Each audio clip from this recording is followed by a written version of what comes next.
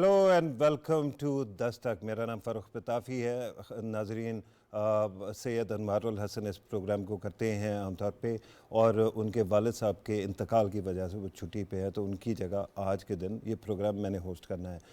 अभी जो हम ख़ास तौर पे गुज़िश्ता कई दिनों में बात करते रहे हैं, और वो है मुल्क की माशी जो बहरान था उसके बारे में। ऐसे लगता है कि उसकी तो कोई डायरेक्शन निकल आई है, और एक साइड पे IMF की तरफ से हमें MEFP जो मेमोरेंडम है वो मिल गया। दूसरा, आज टर्न अराउंड पाकिस्तान के नाम से होने वाली कॉन्फ्रेंस के अंदर वज़ीर आज़म पाकिस्तान ने ख़ास तौर पे ख़िताब करते हुए इस बात का इंदिया भी दिया कि इस दफ़ा IMF से 2 अरब डॉलर की ट्रांच भी मिल जाएगी।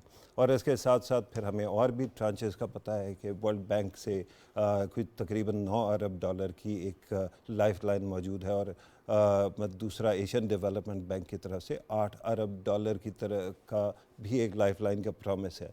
तो लगता है कि माशी तौर पे तो मुल्क इस गर्दाब से निकल आएगा, लेकिन जो सियासी गर्दाब है उसका क्या करेंगे, ख़ास तौर पे पंजाब के अंदर, जहाँ पे ये मामला ऐसे लगता है कि उलझा हुआ है, बार बार भंवर में फंस जाता है। और इसकी वजह क्या है? उसकी वजह ये है कि पिछली जो हुकूमत थी उसके हटाना, और जब वो वोटिंग हो रही थी 16 अप्रैल को, और उसके बाद तो उसके अंदर हमने देखा कि अच्छी खासी उसमें लड़ाइयाँ भी हुई, और फिर वो मामला कोर्ट में गया। और अब चीफ मिनिस्टर पंजाब के बारे में कि क्या वो अपने ओहदे को कंटिन्यू करें या फिर उनको ओहदे से हटा के इलेक्शन दोबारा कराए जाएं, उसकी जो है समाअत जारी है लाहौर हाई कोर्ट में। कल सुबह 10 बजे तक ये हेयरिंग जो है वो पोस्टपोन हुई है। कल दोबारा इसकी हेयरिंग होगी, लेकिन लगता ये है कि मामला इलेक्शन की तरफ जाएगा। और उसके अंदर ख़ास तौर पे ये कहा जा रहा है कि जो वो है वोटर्स हैं उसके अंदर, इलेक्शन के अंदर इलेक्टोरल कॉलेज है वो 16 अप्रैल वाला होगा। तो इन तमाम चीज़ों का हत्या करने की कोशिश करेंगे। एक साइड से हमने सुना है PTI वाले कह रहे हैं कि मामला जो है वो शायद वहाँ पर रिगिंग हो या मामला ज़्यादा कॉम्प्लिकेट हो, लेकिन PMLN जो है वो कॉन्फिडेंट नज़र आ रही है। तो आज के दिन हम बात करते हैं इसके बारे में, और फिर ऑफ कोर्स पाकिस्तान के टर्न अराउंड की बात भी हम करेंगे। ख़ास तौर पे वज़ीर आज़म ने एक बड़ी इंटरेस्टिंग स्टेटमेंट दिया, और उसमें यह था कि मुल्क की तकदीर बदलने के लिए ऐसे फ़ैसले करने पड़ेंगे जिनको कोई हुकूमत तब्दील ना कर सके। ये कैसे होगा? ख़ास तौर पे क्योंकि कॉन्स्टिट्यूशन का शेड्यूल 6 होता था जो कि अब ख़त्म हो चुका है, जिसकी वजह से आप चेंजेस नहीं कर सकते थे। तो what exactly is going to happen, we are going to talk about all these things. और हमें ये समझने के लिए, मदद करने के लिए जो मेहमान स्टूडियो में मौजूद हैं उनका तारुफ करा दूँ। बाएं तरफ तशरीफ़ रखते हैं अली गौहर बलोच साहब, जिनका ताल्लुक़ है PMLN जो रूलिंग पार्टी है। बहुत बहुत शुक्रिया सर तशरीफ़ लाने के लिए। और मेरे दाएं तरफ तशरीफ़ रखते हैं आगा इकरार साहब, और जो कि एक सीनियर एनालिस्ट हैं, आप इनको PTV के ऊपर देखते रहते हैं। बहुत बहुत शुक्रिया सर तशरीफ़ लाने के लिए। हमें स्काइप पे ज्वाइन कर रहे हैं आलमगीर खान साहब, जो कि जिनका ताल्लुक़ PTI से है। और बहुत बहुत शुक्रिया सर आपका तशरीफ़ लाने का, पार्टिसिपेशन का। Let me start with Ali Gauhar Sahab. Ali Gauhar Sahab, इस वक्त we are looking at a situation जहाँ पे पंजाब का अभी पता नहीं चल रहा क्या होने वाला है, लेकिन इस वक्त जो सर्कमस्टांसेस आपको लगता है कि बहरान से हम निकल आएंगे या बहरान मज़ीद फंस जाएंगे? बिस्मिल्लाहिर्रहमानिर्रहीम। देखें, जहाँ तक पंजाब की सूरत हाल है, इसका थोड़ा सा सियाक़ो सबाक़ का भी मुझे हवाला देना पड़ेगा कि डे वन से हमारा ये मतलब है कि मौक़िफ़ रहा है कि पंजाब का जो हमारा मैंडेट था वो 2018 के इलेक्शन में वो चुराया गया था पूरे पाकिस्तान में और बिलखसूस पंजाब में। और आज भी पंजाब की, इसके बावजूद कि हमारा मैंडेट चुराया गया और मतलब है कि वो इलेक्शन से पहले जिसको बोला जाता है प्री पोल रिगिंग्स वो भी की गई, लेकिन इसके बावजूद भी आज भी पंजाब में हमारी जो पार्टी है वो सबसे बड़ी पार्टी है असम्बली के अंदर भी। और साथ ही साथ उसमें ये है कि जो आज़ाद अरकान थे उनको जिस तरह से कि उस वक्त PTI की हुकूमत बनाई गई और उनको साथ जोड़ा गया, वो भी 22 करोड़ अवाम ने वो सारा सिलसिला देखा था, वो किसी से ढका छुपा हुआ नहीं है। लेकिन जो पिछले दिनों में जिस वक्त तहरीक अदम एतमाद पेश हुई और वज़ीर आला का इंतखाब हुआ, तो उस वक्त आपने देखा कि चौधरी परवेज़ इलाही जो कि स्पीकर हैं, उन्होंने जिस तरह से कानून और आइन की धज्जियाँ उड़ाईं, जिस तरह से कि उन्होंने बाहर से लोगों को बुलवा कर हाउस के अंदर मतलब है कि उनको दाखिल किया और उनकी वीडियोस पूरे पाकिस्तान ने देखी हैं, ये किससे ढकी छुपी नहीं, और किस तरह से उन्होंने डिप्टी स्पीकर के ऊपर तशद्दुद करवाया जो कि वो उस इजलास को जो थे वो प्रेजाइड कर रहे लेकिन थे। उनके अपने ऊपर भी तशद्दुद तो हुआ ना। वो जो तशद्दुद था वो भी लोगों ने देख लिया कि वो 2 घंटों के बाद ही ठीक हो गया था। सही। तो वो तो और उनके ऊपर तशद्दुद की कोई वीडियो आज तक आपके सामने अगर आई है तो मुझे भी प्लीज़ ज़रूर बता नहीं आई। दीजिएगा। नहीं आई। लेकिन गुजारिश ये है कि एक शिकायत जो लोग करते हैं, ख़ासतौर पे एक्सपर्ट्स करते हैं, वो ये है कि अगर आपने चीफ मिनिस्टर को हटाने की जगह पहले स्पीकर को हटाने की कोशिश की होती तो ये सारे का सारा कजिया ही ना होता। देखिए बात ये है कि जिस तरह से कि हमने स्पीकर के ख़िलाफ़ अदम एतमाद मूव की, आज तक परवेज़ इलाही साहब ने तो वो इजलास तो होने ही नहीं दिया। और लेकिन आप कोर्ट गए ना, शब कोर्ट खून के जरिए से आपने इलेक्शन कराया। शब खून मारा और उन्होंने आपको पता है कि आज तक बजट इजलास तक नहीं होने दिया। वो भी मतलब है कि अलग उस हाउस में बैठ परवाने के इकबाल में पाकिस्तान के तमाम सूबों में बजट इजलास हुए। पंजाब के अंदर स्पीकर मतलब है कि वो कानून और आइन को रौंदे जा रहा है और इंतहाई मादरत के साथ जो है वो तमाशा एक पूरी दुनिया देख रही है।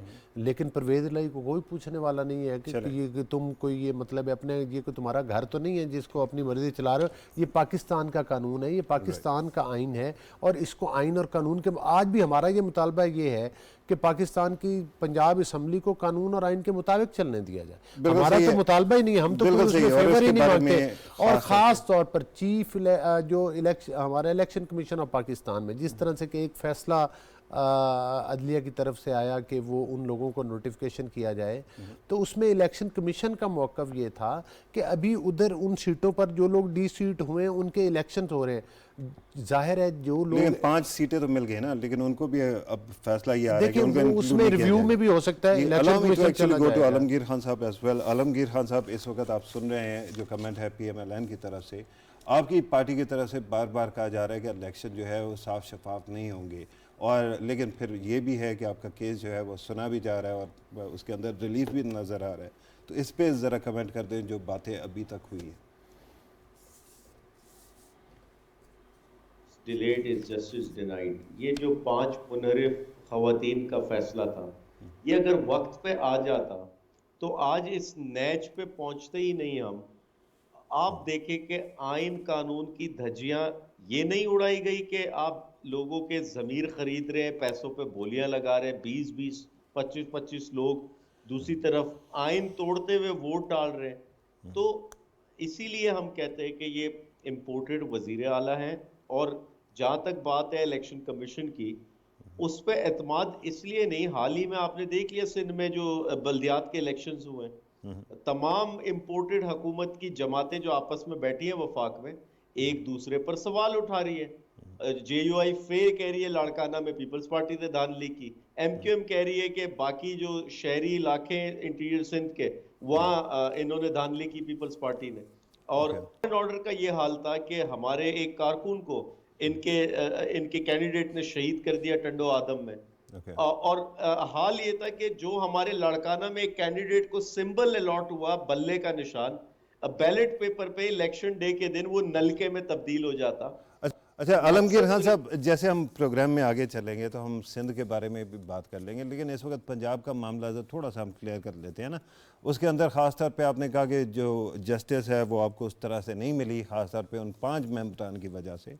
लेकिन बात यह है कि आपने फिर ये भी फरमाया कि पैसे चले और लोगों को जोड़ तोड़ किया गया, तो ये इल्ज़ाम तो आपकी पार्टी पर भी लगा, ख़ास तौर पे जब हुकूमत बन रही थी। आपको याद होगा कि जहांगीर तरीन साहब का जो जहाज़ था उसकी एक ख़ास अफादियत थी और उसके अंदर मेंबर्स को लेके आया जाता था, मुलाकात कराई जाती थी।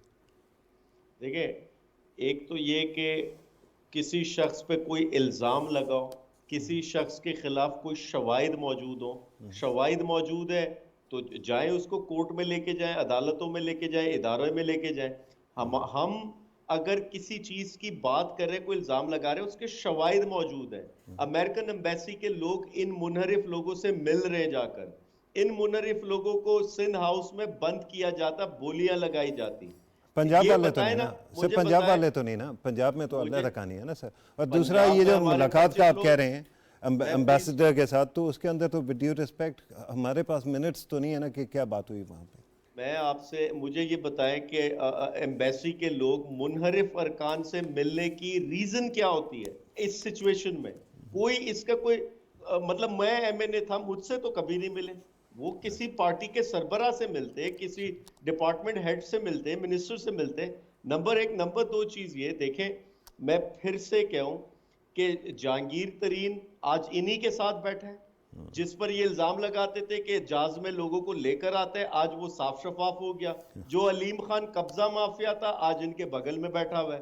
तो ये तो इनसे सवाल करें ना। दूसरी चीज ये इनसे भी सवाल कर लेंगे sir. Allow me to actually bring in the third guest जो अपनी, मैं फिर से रिपीट करूं जी कि यहाँ आइन तोड़ा गया, यहाँ इंपोर्टेड हुकूमत लाने के लिए आइन तोड़ा गया, लोगों को खरीदा गया आइन तोड़ने के लिए, और इसीलिए अदालत इन्वॉल्व होती, इसीलिए हम इलेक्शन कमीशन जाते। अच्छा, ये बात बिल्कुल हम मजीद भी करेंगे आगे चल के, लेकिन मुझे आगा इकरार साहब को भी इंक्लूड करना है। आगा साहब, आपने बातें दोनों साइडों की सुनी, लेकिन एक बात तो साबित हो रही है इससे, और वो ये है कि क्राइसिस ख़त्म होने का नाम नहीं लेता पंजाब में। अगर कोई भी नतीजा है एंड में तो फिर वही कुछ होगा। अगर आप मुझे इजाज़त दें तो जो बातें हुई हैं मैं उस पर दो तीन अपनी चीज़ें ऐड करना चाहता हूँ। बात ये है कि पहले ये कहना कि जो उनके ज़माने में जो इंडिपेंडेंट थे, जब उन्होंने ज्वाइन किया था वो तो ज्वाइन किया था कि वो ज्वाइन करना चाहते थे, और जब उन्हीं इंडिपेंडेंट ने अगर PMLN को ज्वाइन किया तो आप कहते हैं कि जी पैसे चले हैं। और सेकेंडली आपने खुद ही बात की इन्होंने कि जनाब फैक्ट्स हैं हमारे पास, या हमारे पास एविडेंस है, तो कोई ऐसा एविडेंस नहीं है, कोई चीज ऐसी नहीं है। लेकिन मुझे allow me to actually cross question है जी, और वो ये है कि अगर एक बंदा इंडिपेंडेंट था और पार्टी में शामिल हो गया तो पार्टी में शामिल हो गया ना, जब वो छोड़ के किसी और पार्टी में जाता है तो फिर तो उसके बाद फ्लो क्रॉसिंग होती है। देखिए बात ये है कि फ्लो, मैं एक्चुअली आपको बात पता, मैं इस वक्त फ्लोर क्रॉसिंग की बात नहीं कर रहा हूं। मैं बात कर रहा हूं कि अगर इंडिपेंडेंट अगर ज्वाइन करते PTI को तो वो तो ठीक है, अगर वही इंडिपेंडेंट वो फ्लोर क्रॉसिंग होगी तो बाहर भी तो बैठे हुए हैं ना, उन्हें पता था कि वो बाहर बैठेंगे, फिर भी उन्होंने फ्लोर क्रॉस किया है। लेकिन उन पे ये इल्जाम लगाना कि वो पैसे लेके फ्लोर क्रॉस किया, ये ज्यादती है। आपके पास कोई एविडेंस नहीं है। बदकिस्मती ये है कि पाकिस्तान में एक अजीब सियासत शुरू हुई है 2018 से कि जिस पे आप जो मर्जी इल्जाम लगा दें। अभी ये बात की गई कि जी वो जो मुनहरिफ अरकान थे वो जाके क्यों मिल रहे थे उस अपना अमेरिकन एम्बेसडर को, पंजाब के मिले। पताफी साहब बात यह है कि पंजाब में तो मिले ही नहीं ना। इवन जो वो बात की गई, पताफी साहब आप खुद भी इतनी देर से कवर करते हैं, मुझे बात बताया जब भी मुल्क में कभी भी जब कोई पॉलिटिकल अनरेस्ट होता है, जो एम्बेसीज में बैठे हुए पॉलिटिकल अपना जो डील करते होते हैं डेस्क को, क्या उनकी जिम्मेदारी नहीं होती है कि वो जाके पल्स लें क्या हो रहा है मुल्क में? सबसे मिलते हैं, बात कर रहे हैं। लेकिन उसके अंदर एक बड़ी अच्छी बात की ना आलमगीर खान साहब ने, उन्होंने कहा कि उनसे मुलाकात नहीं हुई। मेरे ख्याल में यह भूल चूक होगी, सबको मिलना चाहिए। अच्छा भाई बात यह है कि पहली बात यह है कि फिर पूरी एक स्टोरी बिल्डअप हो गई है ना कि वो मिले थे। देयरफॉर देखिए बात सुने, मुझे बुरा ना बनाइएगा, कि एक इस किस्म की यह है कि अगर इसे लाल कमीज पहनी हुई है तो ये मुझसे नफरत करता है। आप खुद ही फैसला कर लेते हैं। इसको मैं क्या, ये 34 ईयर्स में मुझे समझ नहीं आ रहा है कि ये रवैया कहां एडजस्ट करूं। साहब आपको मेरा ओरिजिनल क्वेश्चन याद है? मेरा क्वेश्चन था कि क्राइसिस बढ़ेगा या कम, और आपके जवाब से मुझे लग रहा है और बढ़ेगा। मेरा ख्याल है क्राइसिस बढ़ेगा, इसीलिए बढ़ेगा कि क्राइसिस को प्लान, मैं तो इस पे लिख भी रहा हूं कि PTI तो चाहती है कि पंजाब असेंबली डिसॉल्व हो जाए, वो चाहती है पंजाब असेंबली डिसॉल्व हो जाए, वो चाहती है नेशनल असेंबली डिसॉल्व हो जाए, KP के कभी ना डिसॉल्व हो। ये एक अजीब कॉन्सेप्ट है। वो तो पूरी कोशिश कर रहे हैं। मुझे एक बात बताइए कि अगर आप पंजाब असेंबली की बात करते हैं, क्या ये मुझे एक स्पीकर के ऊपर वोट ऑफ नो कॉन्फिडेंस आप लेके आना चाहते हैं तो उसे तो आप लेके आने ही नहीं देते हैं, मार मार के आप तबाह कर देते हैं, भुरकस बना देते हैं उसका, अपने डिप्टी का, अपने स्पीकर का, फिर आपको कोर्ट से लेकर आना पड़ता है। फिर क्या होता है? ठीक है, फिर भी नहीं। अच्छा कमाल है कि आज तक he is sitting over there as speaker who had already a vote of no confidence against him since long। नहीं वो तो है, लेकिन अगर आप कोर्ट में जा सकते हैं CM को हटाने के लिए, तो आप स्पीकर को हटाने के लिए भी तो कोर्ट जा सकते हैं ना। ये नहीं हुआ ना काम।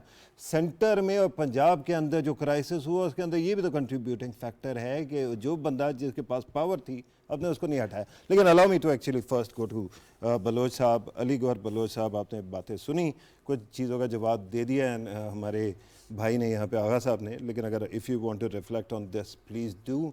साथ ही साथ एक और सवाल जो उन्होंने खड़ा कर दिया कि जहांगीर तरीन साहब जब पीटीआई के साथ थे तो आपको बड़ा उससे शिकायत थी, लेकिन अब वो आपके साथ है, कोई शिकायत नहीं। देखिए, हमें किसी शख्सियत से नहीं इख्तलाफ, हमें तो इनके रवैयों पर, इनके तरीक़ेकार से इख्तलाफ है। ये जो बात करते हैं इम्पोर्टेड हुकूमत वाली बात, सुने कि जब ये ट्रंप के पास गए थे और इन्होंने बड़े ढोल बाजे बजाए थे और ये कहा था कि 92 का हम तो कप जीत कर आए हैं, एक्चुअली तो वहाँ पर ये कश्मीर का सौदा करके आए थे। अच्छा, दूसरी ये कैसे साबित करेंगे आप? और दूसरा आपने कहा इम्पोर्टेड गवर्नमेंट, तो दूसरी साइड पे आप भी तो उनको सिलेक्टेड कहते थे। नहीं, सिलेक्टेड तो वो थे, इसलिए सिलेक्टेड थे कि ये वोट चुरा कर आए थे, ये मैंडेट चुरा कर आए थे, और डस्का के इलेक्शन में ये रंगे हाथों पकड़े गए वोट चुराते हुए। वहाँ पर सुप्रीम कोर्ट ऑफ पाकिस्तान और इलेक्शन कमीशन ऑफ पाकिस्तान ने इमरान न्यादी के हाथ में वोट चोर का सर्टिफिकेट पकड़ाया, फैसला दिया उसके खिलाफ। दूसरी गुजारिश ये है कि ये जो इम्पोर्टेड हुकूमत की बात करते हैं, भाई शेख रशीद ने खुद कह दिया कि ये तो 4-5 महीने पहले की मतलब है कि बात है। और दूसरा उन्होंने कहा कि हम तो बिल्कुल वो ख़त के बारे में, ये जिस किसी ने भी ख़त बना के दिया उसने तो बड़ा हमें मतलब है कि वो खुद इतराफ़ उन्होंने किया अपनी एक वीडियो में, वो बड़ी वायरल हुई है कि जनाब ये तो हमें जिसने भी ये लिख के दिया उसने कमाल ख़त लगा, मतलब ये झूठ का पलंदा जिसने हमें लिख कर दिया। दूसरी गुजारिश ये है कि ये जो कहते थे कि वो जो शहबाज शरीफ साहब ने बात की कि मुआशी तौर के ऊपर इन्होंने तो माइंस बिछाई हुई थी, तो उसका जो है वो भी शेख रशीद साहब ने इतराफ़ किया। इनके रवैये ये हैं, मैं सिर्फ ये गुजारिश करता हूँ, इनके रवैये ये हैं कि इनका, मुझे इनसे पूछे, ये कानून और आइन की बात करते हैं, पांच जजेस ने 5-0 से फैसला आया, जिन्होंने कहा कि डिप्टी स्पीकर ने और इमरान अहमद न्यादी ने पाकिस्तान के आइन और कानून को तबाह किया है। वो फैसला मैंने तो नहीं किया, वो पाकिस्तान के। लेकिन मेरा मसला ये है कि जब आप जवाब देते हैं ना इनको, तो आप जो एग्जाम्पल देते हैं उसके जवाब में उनके पास भी एक आर्गूमेंट है। ऐसे लगता है कि सियासत पाकिस्तान की यही बन गई है कि एक ही तरह के एलिगेशन चलते रहे। नहीं, तो इसको भी तो रिबट करना पड़ेगा। बात ये नहीं है कि वो उनके पास एक जवाब है। हम तो बात करते हैं कानून की, हम बात करते हैं आइन की, हम तो आइन की बालादस्ती की बात करते हैं। बात सुने कि ये जो वफाक में हुकूमत बदली है, ये इनके इत्तेहादी थे, ठीक है, उन इत्तेहादियों के वोट के जरिए हमारी हुकूमत बनी आकर। अब ये उनको भी कहते हैं कि जब इनके साथ थे तो नॉन इम्पोर्टेड थे, जब हमारे साथ हुए तो फिर ये इम्पोर्टेड हुकूमत बन गई। फिर उस वक्त भी किसी ने, अमेरिका ने इनकी हुकूमत बनाई, लेकिन उनके वक्त जो थे वो सिलेक्टेड थे, अब वो सिलेक्टेड नहीं है। नहीं, वो हम इसलिए कहते थे कि ये अवाम का वोट चुरा कर आए थे, हमें इत्तेहादियों पर एतराज नहीं था। नहीं, असेंबली तो वही है ना, असम्बली वही है ना। तो हमारा ये मौक़िफ़ है कि पीटीआई के लोग धांधली के जरिए एमएनए बनकर आए थे, जीत कर आए थे, वो इल्ज़ाम हम लगाते हैं। हम इत्तेहादियों पर इल्ज़ाम नहीं लगाते कि वो इनको उसके हमारा वोट बैंक चुरा कर बेशुमार सीटें हैं जो इनको जितवाएगी, वो डस्का के ऊपर आपने पकड़ ली इनकी वोट चोरी। ये क्या इनके मतलब है कि इमरान न्यादी जो दुनिया को भाषण ईमानदारी का देते हैं, 1500 स्कैंडल करप्शन के उनके और उनकी पार्टी के ऊपर है। आज भी निजाम के वो लाडले, चूंकि उनसे कोई सवाल पूछने वाला नहीं, असल एनआरओ तो ये लेकर गए ये मुझे हुकूमत चाहे मेरी चली गई है, मुझे ये जो अरबों रुपए मैंने पाकिस्तान के खाए इनके ऊपर मेरे ऊपर कोई सवाल ना रहे। ये तब राजी होते हैं कि अदालतें इनकी मर्जी के फैसले दें, ये तब राजी होते हैं कि इनके सियासी मुखालफिन को जेलों में बंद किया जाए, ये तब इंसाफ का कहते हैं कि बोलबाला होगा कि इनके मुखालफिन के ऊपर झूठे मुकदमात बनाए जाएं और इनकी हुकूमत को चलने दिया जाए। जिस दिन से शहबाज शरीफ प्राइम मिनिस्टर बने हैं, रोजाना पाकिस्तान के नेशनल और इंटरनेशनल जितने भी चैनल्स हैं सब के ऊपर कहीं वो मईशत पर बात करते हुए नजर आते हैं, कहीं वो जो है वो मईशत के मसाइल को हल करते हुए नजर आते हैं। इमरान न्यादी 4 साल लोगों को चोर चोर कहते रहे और इन्होंने अपना वक्त जाया किया। वो कहते हैं ना कि तू खाई जाओ तो विचू रोला पाई जाओ।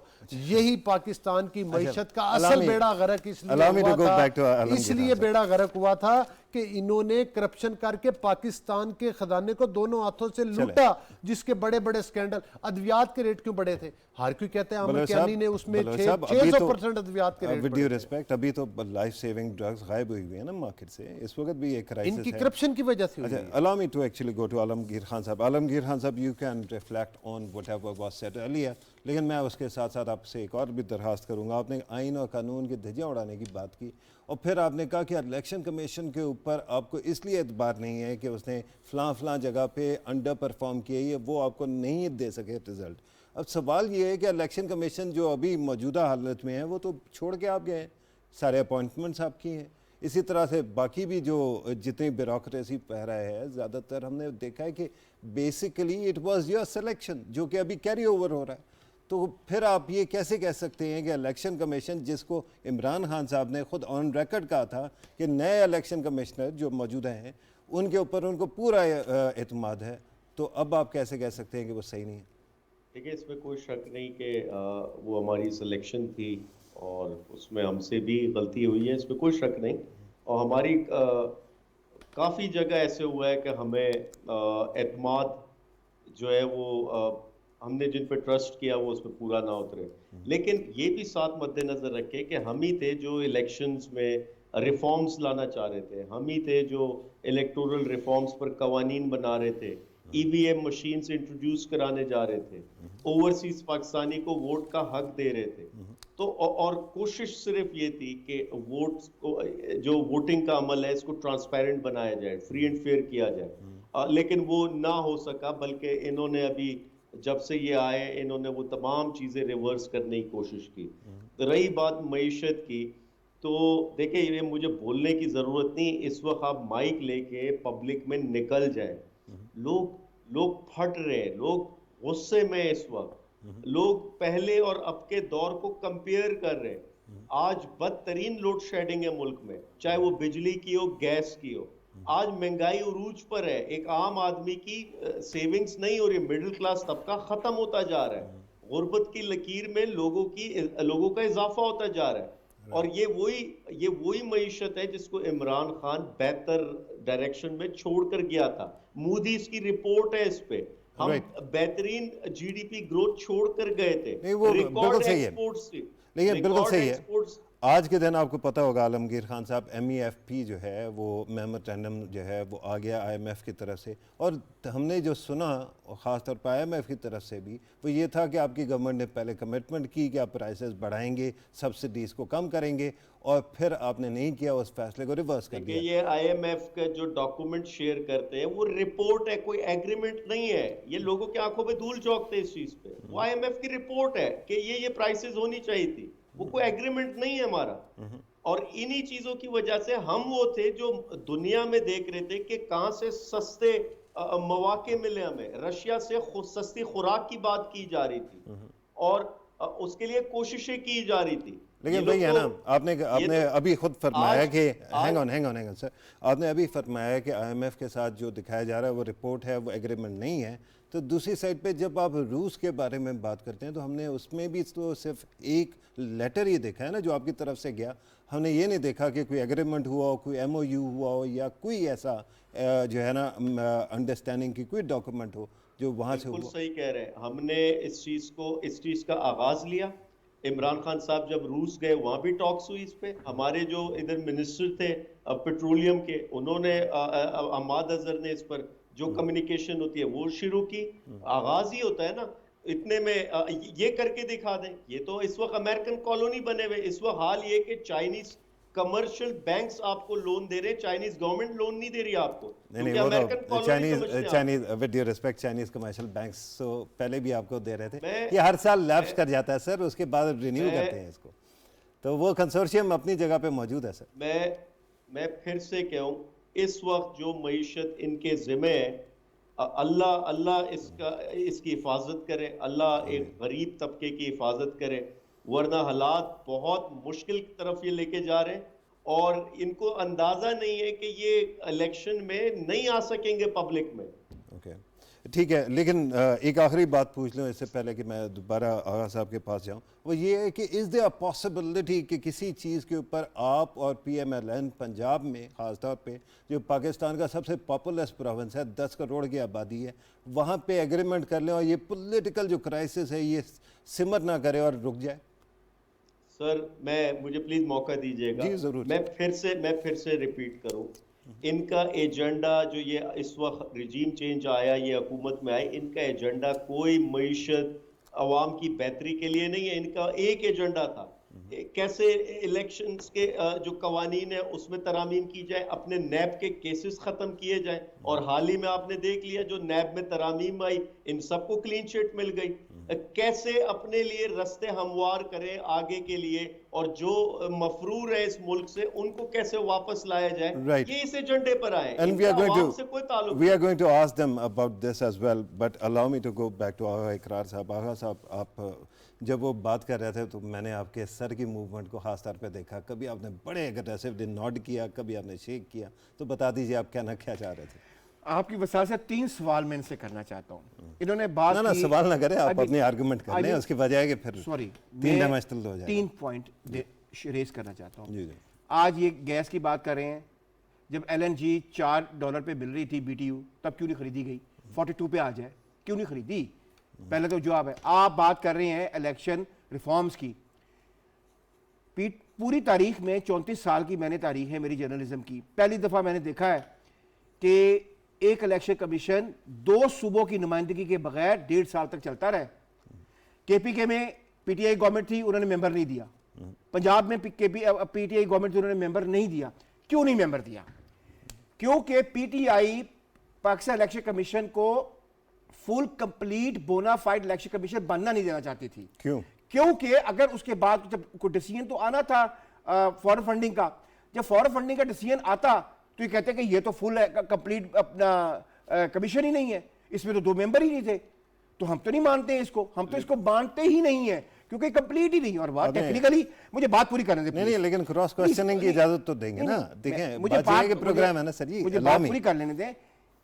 इलेक्शन कमीशन में ऑपरेशन हुआ ही नहीं इनके मौजूदगी में। अब मुझे बताइए, इलेक्शन रिफॉर्म्स आप चाहते थे तो इलेक्शन कमीशन को तो पूरा कर लेते। नहीं, वो होगा, लेकिन जो आपकी ये आर्गुमेंट है ना कि खास तौर पे उसके फैसले का अगर फैसला आ गया तो उसको डिस्क्रेडिट कैसे करना है। आपको पता है, आपने उनके काउंसिल की बातें भी सुनी होंगी, उसके अंदर ये ख़ास तौर पे आर्गुमेंट दी गई है, और शायद ये लगता भी ऐसे है कि इससे पार्टी बैन नहीं होगी, ना ही डिस्क्वालीफाई होगा। मैंने ये बिल्कुल नहीं कहा पार्टी बैन होगी, मैंने ये कहा ही नहीं पार्टी बैन होगी, मैंने तो ये कहा डिसीजन आएगा। और दूसरी बात ये देखिए कि उस केस में जो 8 साल से चल रहा है, मेरे ख्याल में अगर मैं गलत नहीं हूं, मैं उससे गलत भी हूं, मेरे ख्याल में 18 या 22 कौंसल चेंज किए गए, और हर कौंसल चेंज जब किया गया उसके बाद तकरीबन 1.5 महीना और मांगा गया, क्योंकि सिंस हमने अपना वकील चेंज किया, हमें 1.5 महीना और चाहिए।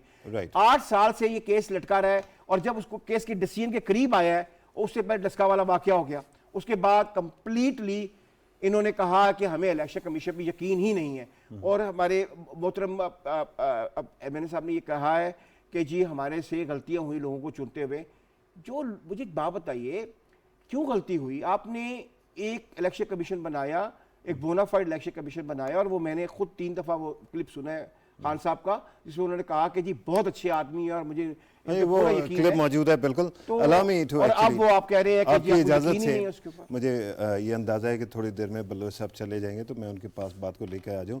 ख़ास तौर पे बलोच साहब जो EVMs के बारे में बात की, और फिर ये भी कहा कि आपने ओवरसीज़ पाकिस्तानियों से वोटिंग का हक जो है वो छीन लिया, और जल्दी में छीना, और साथ साथ फिर ये कहा गया कि आप नैब के अंदर अपने आप को कंसेशन दे रहे हैं through the law that you created. इसके ऊपर ज़रा थोड़ा सा रिस्पॉन्ड कर दें, फिर आगे बात को लेकर। देखिए, बात ये है कि जो EVM मशीन का कानून ये लेकर आए, वो तो सारे लोगों को पता था कि ये अगला इलेक्शन चुराने के लिए, चूँकि ये मुआशी तौर पर पाकिस्तान को तबाह कर चुके थे, तबाही के दहाने पर नहीं बल्कि उसको ऑलरेडी मईशत को तो तबाह कर चुके थे। और दूसरा, ये अगला इलेक्शन को पता था कि लोग तो अवाम तो इनको वोट नहीं देंगे, ये किसी मशीन से ही आप वोट निकालें। पिछला इलेक्शन इन्होंने RTS सिस्टम की मिली भगत के साथ चुराया, अगला इलेक्शन EVM वो सिस्टम है जो पूरी दुनिया के सिर्फ 8-9 ममालिक में इस वक्त है, और कुछ मुल्कों ने तो इसको लगा कर एक्सपेरिमेंट करके ख़त्म कर दिया, बल्कि जर्मनी ने तो इसकी लेजिस्लेशन कर दी, आइन में शामिल कर दिया कि EVM के ज़रिए इलेक्शन नहीं होंगे। दूसरी बात ये है कि हम जो ये हमारे ये कहते हैं कि हमने वो वोट उनका जो है वो ख़त्म कर दिया ओवरसीज़ का, लेकिन हमने वोट ख़त्म नहीं किया। हम ये चाहते हैं कि उनको असम्बली में नुमाइंदगी दी जाए, उसके तरीक़ेकार हम चाहते हैं, लेकिन आपने कानून में शामिल नहीं किया। अच्छा, फिर आपको पता है कि अमेंडमेंट हमारे वक्त में भी हुई थी इलेक्शन की, उसके ऊपर 2017 में हुई थी वो मुझे अमेंडमेंट्स, याद और उसके ऊपर 117 मीटिंग्स हुई थी। ये बताएं इन लोगों ने कितनी मीटिंग्स की है इस पे? ईवीएम तो इन्होंने मुसल्लत कर दी पूरी पाकिस्तानी लेकिन, कौम लेकिन के सर ऊपर। आपने जो 217 मीटिंग्स की बात की, 117 चले, लेकिन उसके बावजूद जो है फिर भी हमने देखा कि टीएलपी बन गई उसके ऊपर प्रोटेस्ट करते हुए, ठीक है, उसके अंदर भी आपके भूल चूक तो हुई ना। तो अब ये इज देयर नो पॉसिबिलिटी कि आप लोग इकट्ठे बैठ जाएं, क्योंकि वज़ीर आज़म साहब बार बार बात करते हैं चार्ट ऑफ इकानमी की, वज़ीर आज़म साहब बात करते हैं नेशनल स्टेबिलिटी की, पॉलिटिकल स्टेबिलिटी की, और आज उन्होंने कह दिया कि ऐसे फैसले लेने पड़ेंगे जो कोई गवर्नमेंट ना चेंज कर सके। दैट मीन्स कि आपको सबके साथ बैठना है।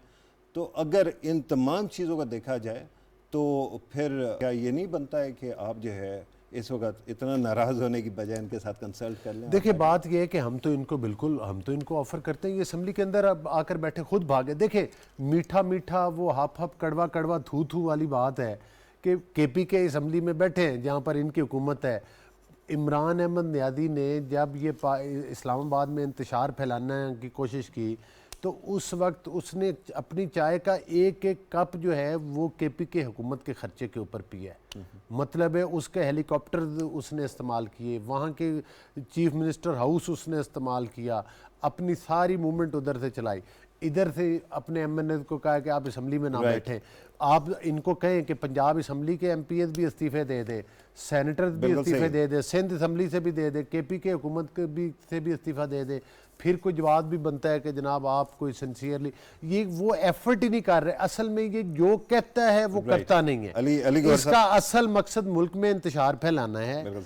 ये वो इलेक्शन चाहता है जो इलेक्शन चुरा कर इसको प्लेट में रख के दे दिया जाए। ये अवाम को फेस नहीं कर सकता। अलीगौर साहब, क्योंकि कभी चोर और डाकू भी अवाम को फेस कर सकते हैं। प्रोग्राम के स्टार्ट में कहा था कि आपको जल्दी छोड़ना है, तो टाइम हो गया। बहुत बहुत शुक्रिया सर आपको तशरीफ लाने के लिए। ख़वातीन और हज़रात, हमें ज्वाइन किया नासिर हुसैन शाह साहब ने, जो कि रिप्रेजेंट कर रहे हैं पाकिस्तान पीपल्स पार्टी को। शाह जी, अस्सलाम वालेकुम, thank you very much for being part of the programme. Sir let me ask you कि इस वक्त जो पंजाब के अंदर क्राइसिस चल रहा है और फिर सिंध के ऊपर भी आपके जो अलाइज हैं, आपके कोalition पार्टनर्स हैं, उन्होंने अच्छा खासा सवाल उठाया लोकल गवर्नमेंट के जो फर्स्ट फेज़ में हुआ। तो अब इसके बाद आपको लगता है कि कोalition गवर्नमेंट जो है वो आने वाले दिनों में मसाइल का शिकार नहीं होगी? बिस्मिल्लाहिर्रहमानिर्रहीम, अल्लाहुम्मा सल्ली अला मुहम्मद व आले मुहम्मद। जी बिल्कुल सही तरीके से हुकूमत चलेगी और बहुत बेहतरी भी आएगी।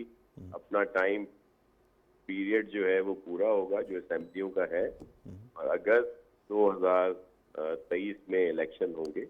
ये रंजिशें इस तरह की होती रहती हैं, लेकिन क्योंकि इस वक्त पॉलिटिकली इसको डील किया जा रहा है, ऐसा नहीं है कि कहीं से कोई फोन आ रहा है, दीगर चीजें हैं, ऐसा बिल्कुल नहीं है। तो ये लोग भी सिंसियर लोग हैं, एक्सपीरियंस लोग हैं, ये भी समझते हैं कि जो इस वक्त मुल्क की हालात है, इसलिए ये जरूर रंजिशें होती हैं, खिलाफात भी होते हैं, लेकिन टेबल पे आके बैठ के और ये पूरा टर्म पूरा होगा।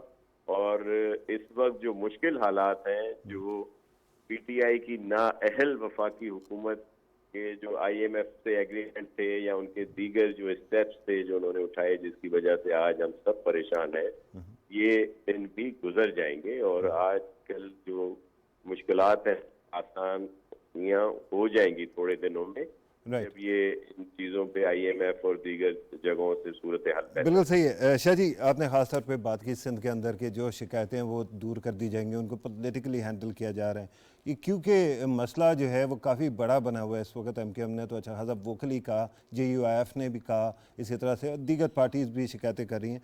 तो क्या सोल्यूशन आपको नज़र क्या आ रहा है? अभी तो सिर्फ 14 डिस्ट्रिक्ट्स की बात है, आगे जाके शायद ये मसला कंपाउंड भी हो सकता है।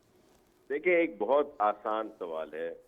जो भी आपके पास हमारे दोस्त आते हैं या इस तरह की बातें करते हैं, पीटीआई है, एमक्यूएम है, जमायत इस्लाम, फजल रहमान साहब हैं या जमायत इस्लामी वाले हैं, इनसे सिर्फ ये पूछ लें कि इन 4 डिवीजन 14 डिस्ट्रिक्ट में इन्होंने कितने टिकट अवार्ड किए, उसके बाद आपको पता चल जाएगा। और खास तौर पर जो पीटीआई की नाअहली है वो सबके सामने आया है कि उन्होंने तो यहाँ पे लोग भी खड़े नहीं किए और वो पता नहीं कौन से नंबर पे आए हैं। 6,000 और कुछ लोगों ने हिस्सा लिया है इस इलेक्शन में। मतलब 6,000 कुछ सीट्स हैं जो टाउन कमेटी कह लें, म्युनिसिपल कह लें, डिस्ट्रिक्ट काउंसिल कह लें, यूसीज कह लें, कॉर्पोरेशन में, ये उसमें इन्होंने बंदे कितने खड़े किए सही। और कोई कहीं पे कोई प्रेशर नहीं हुआ, कोई धांधली नहीं हुई। देखिए इक्का दुक्का वाकयात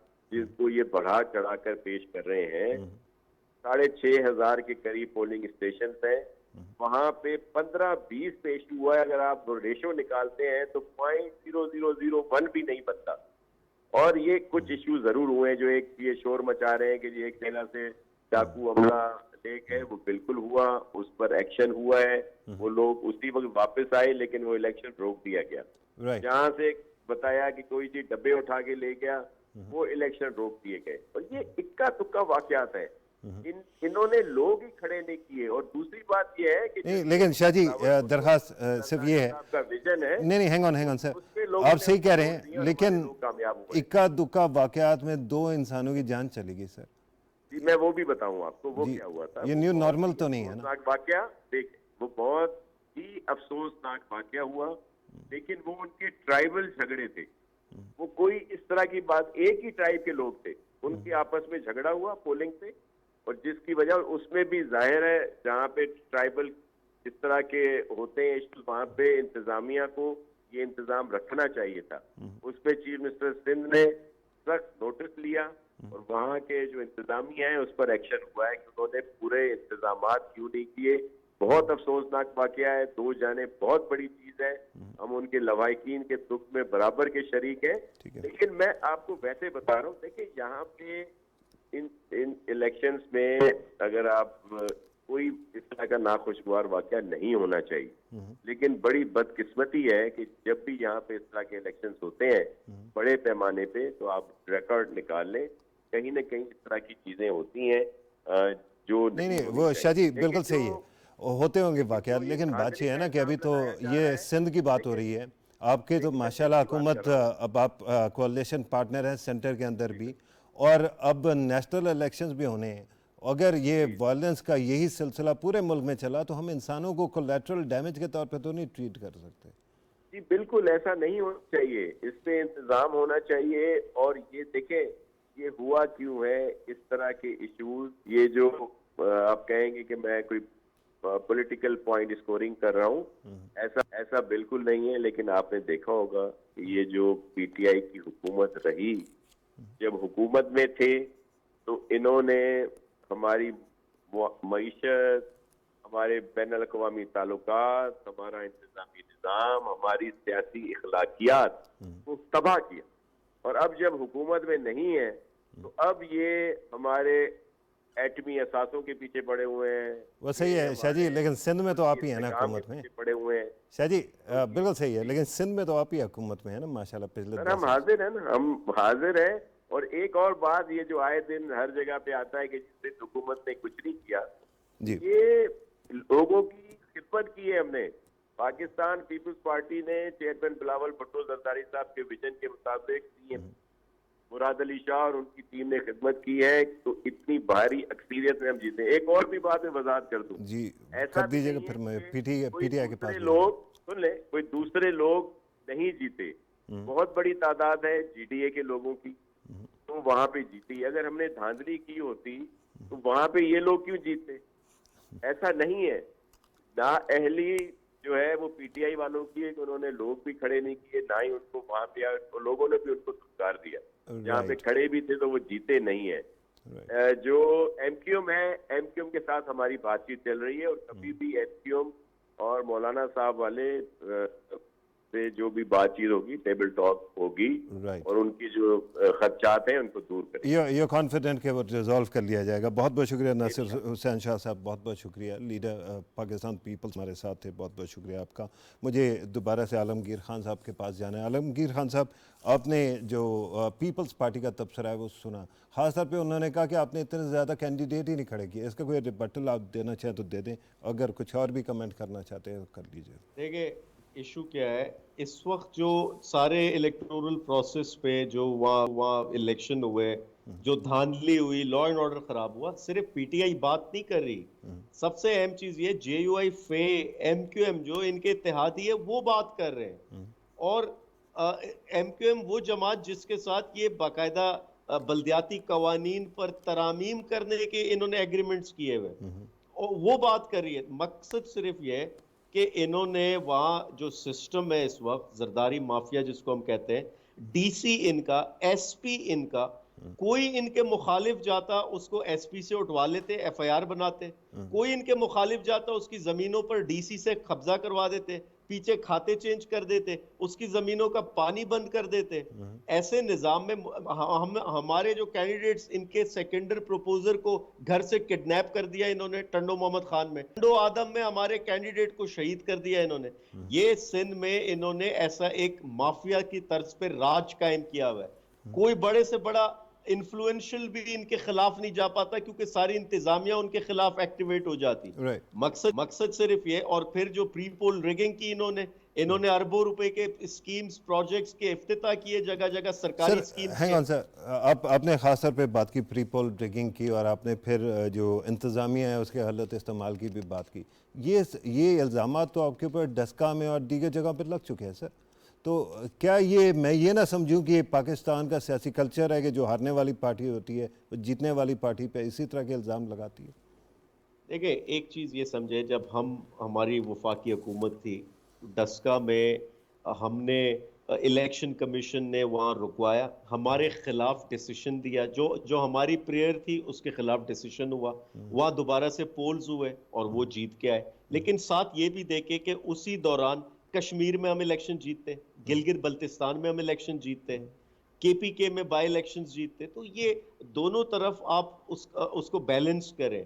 ठीक है, हम डस्का में एक जगह सेटबैक हुआ, नहीं, मैं आपकी बात समझ सकता हूँ, और ये बात सही है कि आप बहुत सारी जगहों पे कामयाब भी हुए थे। हालांकि पंजाब के अंदर सक्सेसिवली मेरे ख्याल में पीटीआई ने लूज़ करती रहेगी, लेकिन खैर उसको छोड़ दें।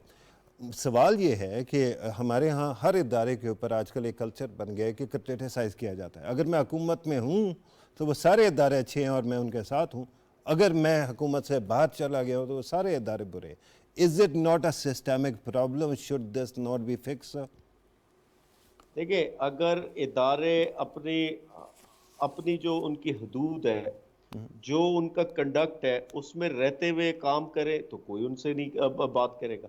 लेकिन अगर इदारे बायस्ड होंगे, अगर इदारे कोई जानिबदारी इख्तियार करेंगे, तो मैं और आप तो शायद खामोश हो जाएं। नहीं, ये मैं कह रहा हूँ ना कि इदारे, इलेक्शन कमीशन के ऊपर इल्ज़ाम पहले पीएमएलएन ने लगाया, उस वक्त तो आप उसके साथ थे, लेकिन बाद में जब, हाँ जी बोलिए सर, हो सकता है मैं और आप खामोश हो जाए, लेकिन पब्लिक जो सोशल मीडिया पे इस वक्त बैठी है उसको कोई खामोश नहीं कर सकता। वो अनकंट्रोलेबल है और वो हर इदारे पर चेक रखती, जो कहीं बायस्ड होता, जो कहीं अपना सियासी असर रसूख इस्तेमाल करता, उस पर अपना इज़हार ख्याल करती, उस पर अपने जज्बात, एहसासात का इज़हार करती।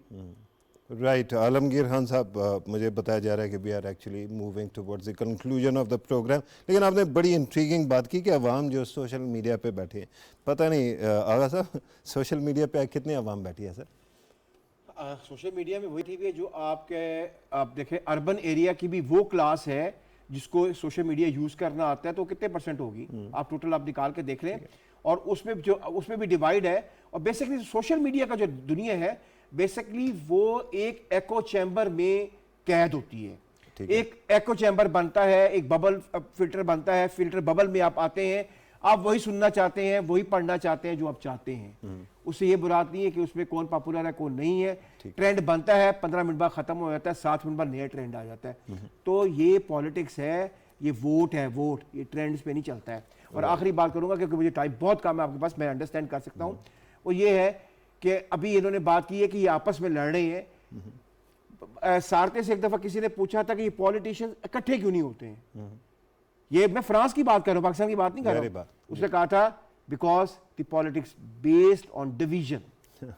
सही है, लेकिन आपको पता है ना कि जब भी हम डिवीज़न ऑफ पॉलिटिकल डिवीज़न की बात करेंगे तो हर किसी का कोई ना कोई किसी के साथ अलाय होना भी बनता है, तो फिर सबकी बात आ जाएगी। लेकिन I am told that we have to conclude the programme. Agha sahab, thank you very much sir for being part of the programme. Alamgir Khan sahab ने हमें ज्वाइन किया था स्काइप के ऊपर, उनका बहुत बहुत शुक्रिया। अली गौहर बलोच साहब PMLN की नुमाइंदगी करते हुए प्रोग्राम में शामिल थे, उनका भी शुक्रिया। और हमने पीपल्स पार्टी के रिप्रेजेंटेशन नासिर अली शाह साहब को भी शामिल किया, उनका भी शुक्रिया। ख़वातीन और हज़रात, आपने सारी गुफ्तगू सुनी। इसका लबे लबाब जो अगर मैं कहूँ गो के ज़्यादातर पॉइंट स्कोरिंग की नज़र हो गया प्रोग्राम, और हर साइड से एक ही किस्म के एलिगेशंस आते रहे। बट द पॉइंट इज़ कि जो पंजाब, जो पाकिस्तान का सबसे ज़्यादा पॉपुलस सूबा है, उसके अंदर ये लगना शुरू हो गया है कि ये जो पॉलिटिकल क्राइसिस है ये इतने आराम से ख़त्म नहीं होगा। और फिर मसला ये होता है कि जब भी पॉलिटिकल क्राइसिस तूल पकड़ता है तो उस वक्त फिर वो कोर्टों के और इंस्टीट्यूशंस के पास चला जाता है, और जो आपके नुमाइंदे हैं उनके हाथ से निकल जाता है। काश कि हमारी सियासी जमातों को ये एहसास हो जाए कि इस तरह के विजुअल से, जिस तरह से 16 अप्रैल को हुआ और दीगर ऐसे मोमेंट से, ख़ुद पॉलिटिकल क्लास और डेमोक्रेसी का ही नुकसान होता है। ये था जी आज का प्रोग्राम। इंशाल्लाह अगले प्रोग्राम में मुलाकात होगी। इजाज़त दीजिए। अल्लाह हाफ़िज़।